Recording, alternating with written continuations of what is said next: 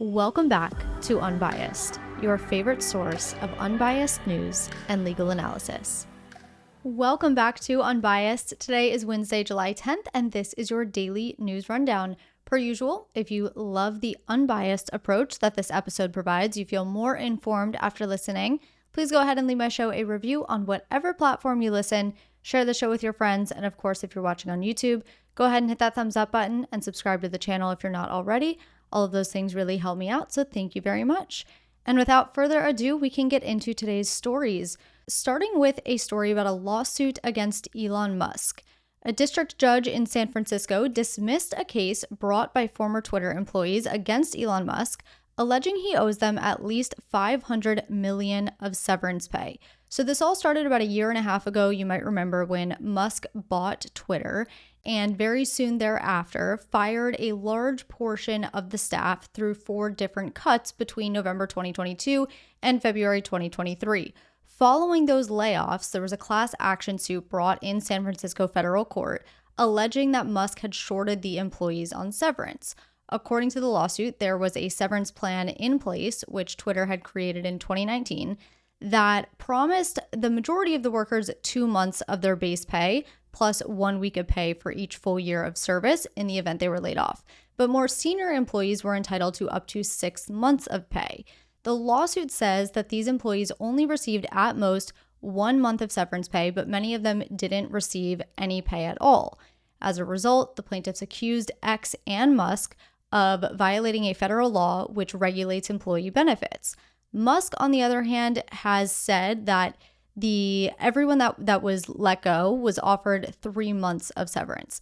Now, before I talk about why the judge dismissed the case, I do want to note that this is just one of many lawsuits filed against not only Musk himself, but also X by former employees. There's a lawsuit that accuses the company of failing to pay bonuses. There was another lawsuit for failing to pay severance, but that was actually a breach of contract claim, whereas this one is a breach of federal law.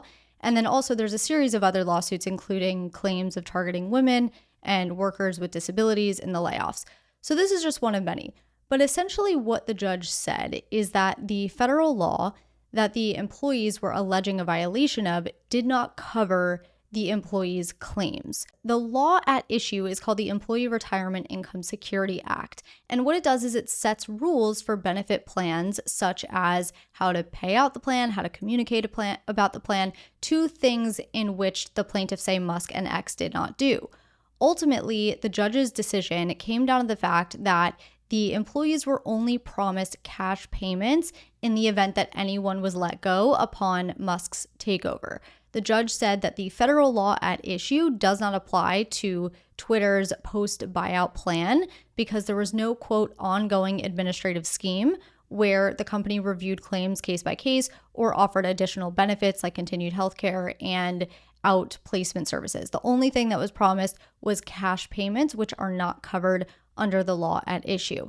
Now, the plaintiffs can appeal this decision, and they may, so it's not necessarily over, and this dismissal, of course, doesn't include the other lawsuits, including the other lawsuit for failure to pay severance, because that other lawsuit was filed on an entirely different basis, but that is the latest in this lawsuit. In some other news, Virginia has become the latest state to start the process of banning or restricting cell phones in K-12 schools. The governor yesterday signed an executive order which directs various agencies within the state government to take immediate action to issue guidance on the establishment of cell phone-free education policies and procedures. The governor also said that these new policies are to be implemented in schools by January 1st, 2025, with a draft of guidelines expected by August 15th and final guidance issued in September. Now, Virginia follows Los Angeles and New York. Specifically in Los Angeles, the school board voted 5-2 to ban cell phones during the school day by the start of the spring 2025 semester. And New York's governor recently announced that she would be introducing new legislation during the 2025 legislative session to ban smartphones in schools. This all comes as a result of talk about how distracting cell phones are, especially with TikTok and all the social media platforms. So last fall, Pew Research Center actually conducted a poll and asked K-12 public school teachers about their experience with student cell phone use and cell phone policies. 33% of middle school teachers and 72% of high school teachers said cell phones were a major problem in their classrooms. 82% of all K through 12 teachers said their school or district has some sort of cell phone policy in place. And of those with a cell phone policy, 30% of teachers say the policy is either very or somewhat difficult to enforce, and 56% say the policy is either very or somewhat easy to enforce. I want your thoughts on cell phone bans in school because I can see the arguments on both sides. So if you are a Spotify listener or you watch on YouTube, let me know your thoughts in the comments. Do you think that a ban like these proposed bans would benefit students? How would you kind of construct a ban like this? And would you like to see a cell phone ban like this in your state? Apple Podcast listeners, sorry to say, there's no comment feature yet for you.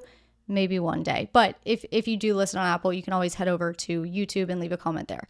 That takes us into a little Project 2025 Q&A.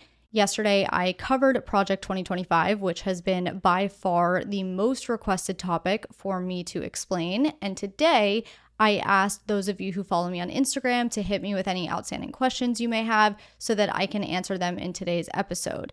And just as an FYI, I'm not going to answer any of the questions that I already covered in yesterday's episode. So just be sure to listen to that explanation if you haven't already. It's bound to answer a lot of your questions. First question, who are some of the people in Trump's close circle pushing Project 2025? Well, I can answer this by talking about those who were involved in Trump's previous administration that are involved in the project. So some of these people include Paul Dans, Spencer Creation, Russ Vought, John McEntee, Rick Dearborn, Ben Carson, and Peter Navarro, to name a few. That's not an exhaustive list, but let's talk about each of those individuals' roles in specifically Project 2025 and their tie to Trump. Paul Dans is the director of Project 2025. He's also Trump's former chief of staff at the Office of Personnel Management. He also co-authored Chapter 3 of the Mandate for Leadership, which deals with central personnel agencies and managing the bureaucracy. And he also wrote the introductory note to the mandate as a whole. Spencer Creation is the associate director of Project 2025 and was a special assistant to Trump and Trump's associate director of presidential personnel.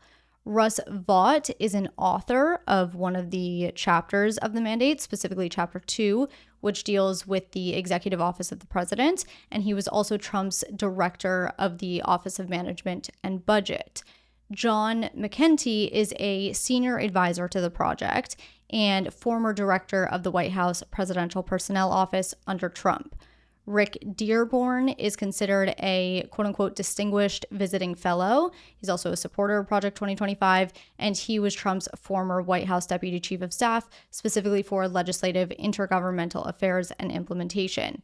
He also authored Chapter 1 of the mandate, which is titled White House Office.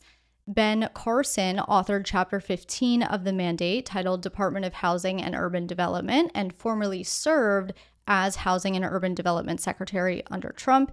And finally, Peter Navarro co-authored Chapter 26 of the mandate, titled The Case for Fair Trade, and was Trump's director of the White House National Trade Council and director of the Office of Trade and Manufacturing Policy. Now, I will say some of the individuals that are connected to Project 2025 and Trump were part of the Heritage Foundation before even working for Trump under his administration. Yes, some Trump administration officials joined the Heritage Foundation after Trump left office, but many were actually a part of the Heritage Foundation prior to Trump getting elected in 2016. The second question is it odd that former Trump White House employees are involved in creating Project 2025? It depends on what context you're asking. You can obviously form your own opinion as to whether you think it's odd. I'm not here to tell you what to think. What I can tell you from a factual standpoint is that roughly 70 former Heritage employees were working for either the Trump transition team or the Trump administration as of 2018. And even before Trump, Heritage employees were involved in every Republican presidential administration since Reagan. So if you're asking if it's odd from a statistical or historical perspective, not necessarily, considering the Heritage Foundation has been intertwined with Republican administrations since its founding. Third question, I'm queer living in a red state. How scared should I be for Project 2025 and the GOP platform? Well, I can say this. If your governor wanted to enact laws and policies that negatively impact you, he or she could have done that already. Your governor does not need to wait for Trump to become president or for Project 2025 to have any meaning to carry out any actions that you may potentially be afraid of. Remember, the mandate for leadership is a booklet of recommendations for the federal government, specifically if a Republican president gets elected. So let's assume, for hypothetical purposes, Trump gets elected. Trump can then choose to follow or not follow recommendations from the mandate. He has no requirement to follow them. But whether or not he follows them, we're talking about your state government here. And again, it goes back to the idea that if your governor wanted to enact laws or policies that negatively impact you, he or she could do so now and could have done so already if that was something that he or she wanted to do. Project 2025 doesn't make the rules for your state, nor does it set in motion a set of rules for your state. So as far as what changes you would see if Trump was elected and Project 2025 was to have any meaning, the answer is that nothing will happen then that couldn't happen today when it comes to your state government. Fourth question, what is the likelihood of Project 2025 coming to fruition? Again, Project 2025 is not something that Trump, assuming he's elected, would say, okay, I'm now the president, Project 2025 starts now. You have to remember that Project 2025 and the mandate specifically recommend actions for the next Republican president. That's what it's been since 1981. That's what it is today. For example, when Reagan was in office, he carried out some of the policies included in the mandate for leadership at that time, but not all. So project similar to 2016, by the way, when Trump was in office, some of his policies aligned with the mandate for leadership at that point, not all. So Project 2025 doesn't dictate what a president's policies are. The president dictates his own policies. Sometimes those policies will align with Project 2025, but not all the time. Don't forget that this mandate for leadership has been around since 1981, has been provided to every Republican president since then. It's not something that just takes effect one day and all of a sudden we're living in a pre-Project 2025, post-Project 2025 America. And the fifth and final question, can you do a quick debrief on the first 180 days of presidency plan? I actually have not seen that playbook. It's not on Project 2025's website. I've tried looking for it elsewhere. I can't find it. So I'm not sure if that's something that they come up with once he's elected, he being Trump, but I unfortunately I can't give you the debrief because I don't have it. For those who may not have listened to yesterday's episode, what this question is referring to is specifically the presidential playbook, which is different than the mandate for leadership, which is publicly available. The mandate for leadership is the first of 4 pillars of Project 2025, and that's the 922-page document. But the presidential playbook is the 4th of 4 pillars, specifically pertains to the playbook for the first 180 days in office. That's what I can't seem to find. So hopefully that answered some of your questions, and now we can finish with just a few quick hitters. In an effort to stop China from routing goods through Mexico and avoiding United States taxes, the Biden administration announced a new 25% tariff on steel and 10% tariff on aluminum that's shipped to the U.S. from Mexico but made elsewhere. The tariffs will be levied as part of an agreement with Mexico through Section 232 of the Trade Expansion Act, which applies to imports that could threaten U.S. national security. China specifically is a major producer of steel, said to produce more than half of the world's steel, whereas the aluminum tariff will impact more than just China, also impacting Belarus, Iran, and Russia. In some other news, a petition to pass paid leave on a federal level in the United States was delivered to Congress this morning. Does that mean Congress will now pass paid leave and medical leave for all working people? No. Instead, the petition is just a show of support and encouragement from its 55,000 signers. There's also an accompanying digital campaign happening on social media today where users are sharing what the lack of paid leave in the United States cost them personally, along with the hashtag #NoPaidLeaveCostMe. And finally, the first of more than 60 American-made F-16 fighter jets are on their way to Ukraine and will be flying this summer. This announcement is according to the United States, Dutch, and Danish governments and came on the second day of the NATO summit in Washington.